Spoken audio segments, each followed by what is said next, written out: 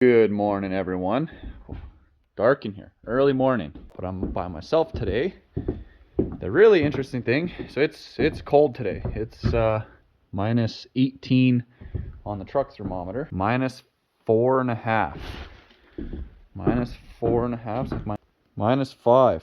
So we are about almost 15 degrees warmer in here, and that's just we loaded up the fire yesterday when we left around 6 o'clock or whatever. So that's I'll call that a win, considering that we have no insulation in the ceiling there yet, and we're not done with the poly. So it is working. That's good. The insulation is working. We were getting kind of worried there for a minute because it just doesn't really warm up when we're working in here, even with the fire going all day. But making progress. Today we're going to work on a laundry chute upstairs from the wall that faces the hallway here straight down into the laundry room or the mud room. We are going to have a little chute. So it should be make things a little easier. It'll drop in. I can't remember if that one or that one, but it'll just fall right through. Should work pretty good. Check out how easy this thing is. Another one of my Princess Auto phones. You wheel it out like a dolly, find where you want to set it up, set it down, kick the button, wheel comes out, and your saw's set up. How easy is that? That's just the coolest thing ever. Got all of our studs in. Now we are going to start working on the laundry chute. So the plan is in this opening here, I got it kind of marked out.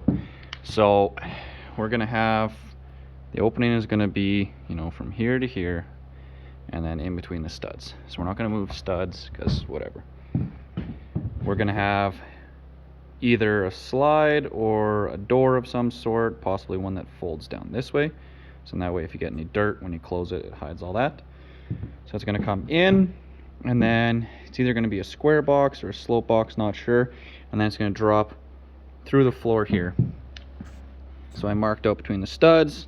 So I came over 1.5 inches because I'm going to have to build kind of a box around this. So basically it's going to take up a little bit of the closet space in here, but there's tons of closet space. They're huge closets, so not too worried. And then it'll just be a shelf on top of it or something, but marked it out. So I did start cutting with the oscillating tool, and then I thought, you know what, I'm just going to put some screws through. So I dropped in screws so then I can go downstairs and see where that goes. Okay, so where the heck? Oh, there they are. Okay. Perfect. So 1, 2, 3, 4. So we're actually going to clear that electrical too, which was the theory. So that's basically the idea is there's going to be a laundry basket that sits here, and it'll just drop into the basket. Shouldn't be in the way.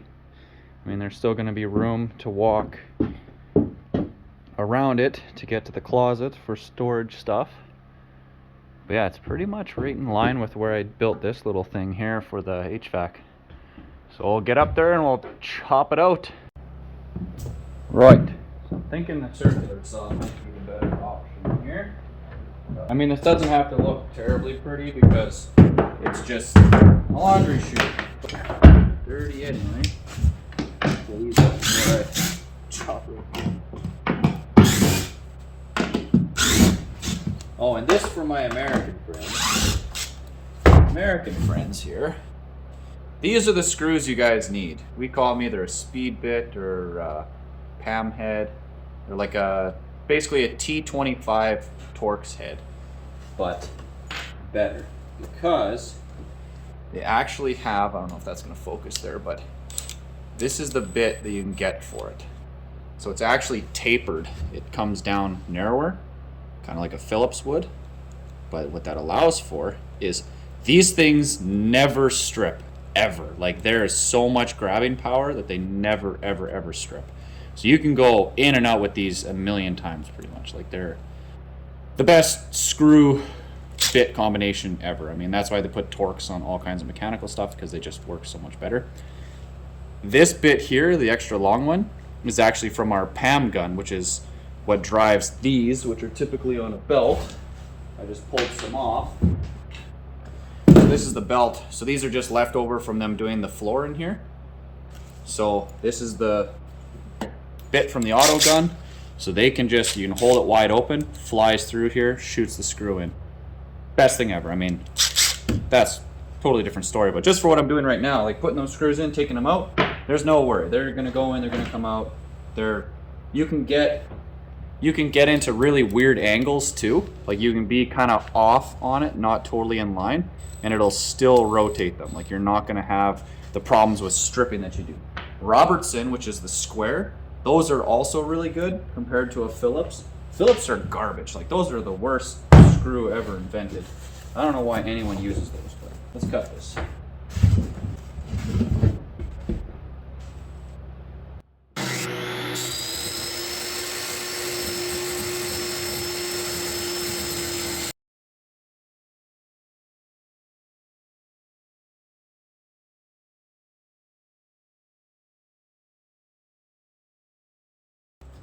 Jigsaw would work good for this. I don't have a jigsaw. And I just got the Dremel for Christmas. The oscillating tool, whatever you call it. I actually got 2 of them. I saw Wayne using one, and then he was doing those boxes there outside. And I thought, hey, that's pretty neat. And then my dad was like, huh, I don't have one. I should get him one, and then we'll have one.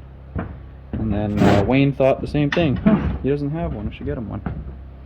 And I got 2.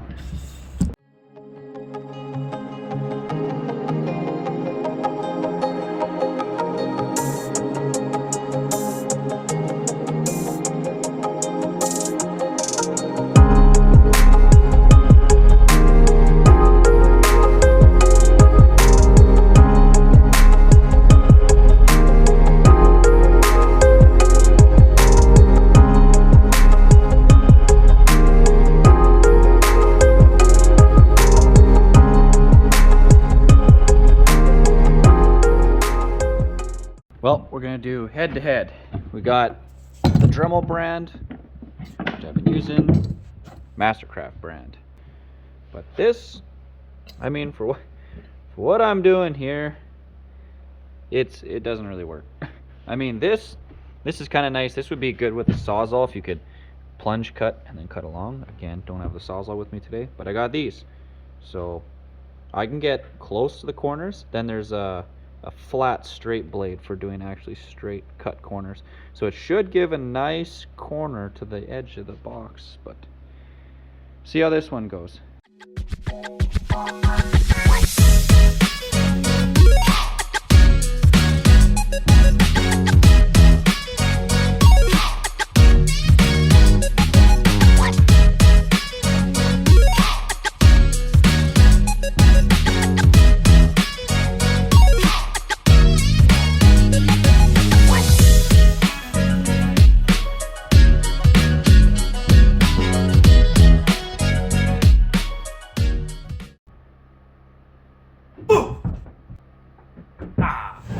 Ta-da! We did it! Right, so the plan might make more sense to you guys now. So basically, box, opening here, clothing, down the hole. Ta-da. Right, so I took measurements up top to see what pieces we need. We need 2 42s, 2 13 7/8, 1 13 3/4, and 2 8. Now it's actually, I found a little piece over here.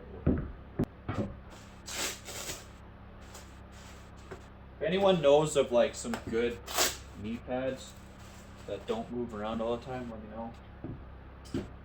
Right, so I gotta get a 42.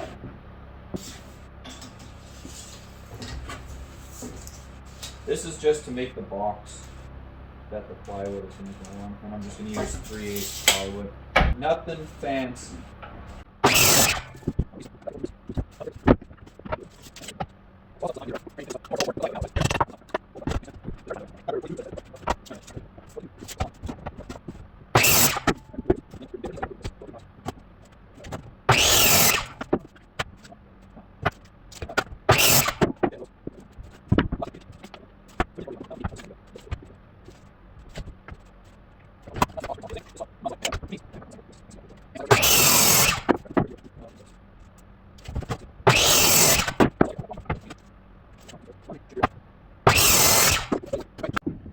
Right.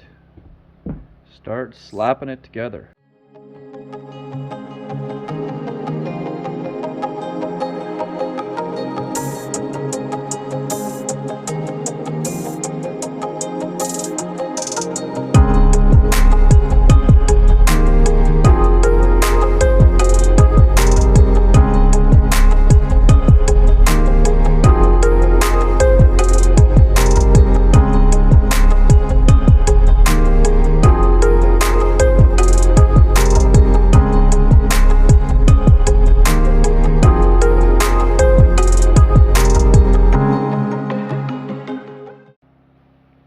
this is all wrapped up for upstairs part of it. So basically it's like a garbage can for clothing. The drywall will come up to it all the way around. So you can nail to it or screw to it wherever. And then now you have, I believe it's 13 inches by 16 inches. You can shove in your clothing and then it'll drop down there. So downstairs I still have to box around this and pull it all straight and whatnot, but I mean, this is way heavier duty than you really ever need to go, but hey, that's how we do it. All right, well, this was a lot harder than I thought it was gonna be, because it wasn't one 2x4 or a 2x4 flat there to fit. It ended up being, because things just aren't quite perfectly square in here, I had to make my own little shims using, oh my goodness, using the oscillating tool. I actually cut in between the pieces of the plywood. You can see there's a piece I cut off to get it to be thin enough in 4 different spots on there to get it so it would go in. But I think it's pretty square. I mean, it doesn't look horrible. It looks a little out of square up there because the light's shining through it, but for now I just left it hanging down. I think it's about 5/8 to 3/4 inch, depending on which side. So that way, once they run their drywall up to it, then I can take the oscillating tool or something and cut off the rest of it and then trim over top. So in that way you'll have plywood coming down and then our pine trims up to it. But yeah, that'll be where she drops to. Right there.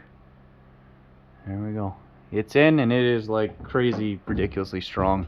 The only thing that we might end up doing, we might end up sheeting it in tin or something, like that stuff they use for doing duct work, just to make it extra slippery. I did choose nicer pieces of plywood, and if you notice, I ran them all with the grain going with the direction the clothing is going to run. So it was a little bit more wastage on the plywood to do that, but I think it'll be worth it, because in that way you don't want to be dropping stuff down and having it rip your clothing or bedding or whatever to ho. Almost +6 on that one. What does this one say? +4. So our cold corner +4, kind of in the middle of the room or middle of the house, whatever you want to call it, plus almost 6. That's the warmest that we've had it, and I think it's -8 or -10 outside right now. But keeping this thing running. But like, so I want to say it probably goes through 10 to 12 pieces in a day, which really isn't that bad, I guess. But man, did I make a mess. I was just hammering it out. Took way longer than I thought it was going to take. So now clean up a bit, and I don't think I have enough time. To move on to the piece of poly I had to do there. But that's probably it for now.